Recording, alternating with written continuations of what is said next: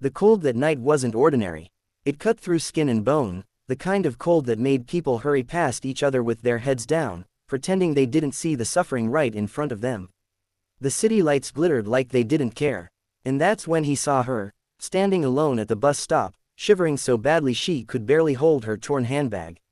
Without thinking, he took off his jacket and stepped toward her, unaware that this single act of kindness would change both their lives forever. Her name was Maya Collins, 23 years old, a struggling waitress who worked double shifts just to afford a tiny room on the edge of the city. That night, her bus was late again. Her coat had been stolen weeks ago, and pride had kept her from asking anyone for help.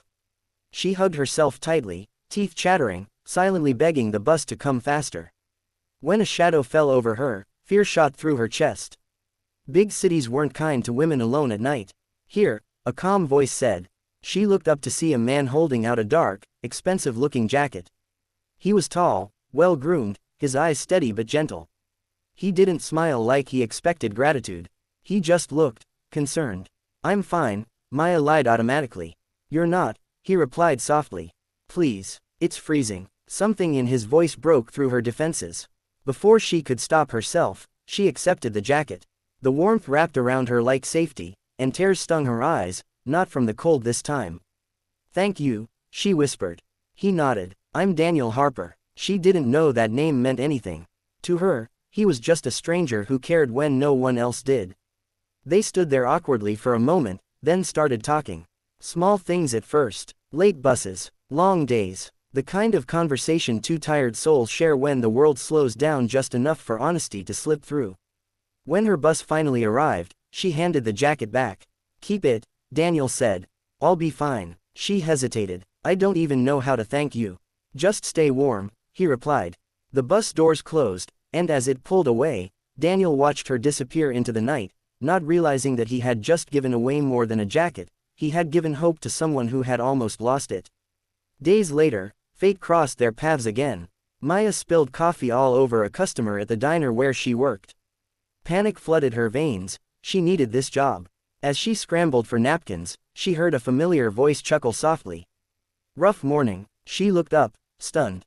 It was him, Daniel. Embarrassed, she apologized over and over, but he just smiled and told her it was nothing. They talked again, longer this time. He listened, really listened, as she spoke about her dreams of becoming a nurse, about her sick mother she sent money to every month, about how life kept knocking her down just when she tried to stand up. What she didn't know was that Daniel Harper wasn't just anyone. He was the CEO of one of the largest medical technology companies in the country. A man who had everything, money, power, respect, but had lost the one thing that mattered most years ago, genuine human connection. Daniel started coming to the diner regularly. Not for the food, but for the way Maya looked at the world with honesty despite how harsh it had been to her. For the way she smiled even when she was exhausted. For the way she thanked him again and again for that jacket, like it was more than fabric. But challenges don't wait politely. Maya's manager began cutting her hours. Rent went up. Her mother's health worsened. One night, she broke down in the diner's storage room, crying so hard she couldn't breathe. Daniel found her there. "I can't do this anymore," she sobbed. "I work so hard, and it's never enough." He wanted to tell her everything. Who he was. That he could fix her problems with a single phone call. But he stopped himself. He had seen what money did to relationships. He didn't want her gratitude. He wanted her trust. So instead, he sat beside her on the cold floor and said, "You're stronger than you think. And you're not alone." Not anymore. Life tested them again when Maya's ex-boyfriend, Chris, reappeared. He had left her when she fell into debt, calling her a burden. Now that he saw her with a well-dressed man, he mocked her openly, accusing her of chasing rich men to survive. The words cut deep. Old wounds reopened. Maya pulled away from Daniel, ashamed, convinced she was just a charity case. Daniel let her go, but not without pain. Weeks passed. No diner visits. No late-night talks. The cold returned, this time inside both of them. Then everything collapsed at once. Maya's mother was hospitalized. Bills piled up. Maya was fired after missing shifts to care for her. With nowhere else to turn, she showed up at the same bus stop where everything began, clutching the jacket Daniel had insisted she keep. Snow fell softly, mocking her desperation. A black car pulled up. Daniel stepped out. I've been looking for you, he said, voice tight with emotion. She shook her head. I can't do this. I don't want pity. This isn't pity, he replied. This is truth. That night, he finally told her everything. Who he was, why he stayed silent, how her kindness and resilience had reminded him of the man he used to be before wealth turned life into transactions.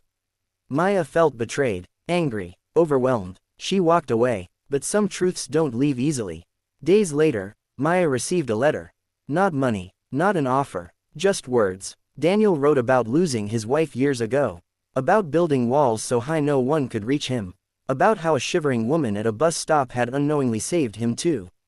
That's when Maya understood. Love wasn't about power or rescue. It was about seeing someone when they felt invisible.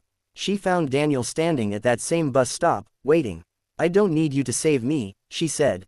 I know, he replied. I just want to walk beside you. Together, they faced the challenges ahead, her studies, her mother's recovery, the judgment of a world quick to assume. It wasn't easy, it wasn't perfect, but it was real. Years later, Maya stood in a hospital hallway, wearing scrubs, her hand resting in Daniel's. She had become a nurse. He had learned to slow down. And the jacket still hung in their home, a reminder. Sometimes, the smallest act of kindness becomes the beginning of a forever. And sometimes, love doesn't arrive loudly. Sometimes, it simply says, "Here, take my jacket, it's cold out there."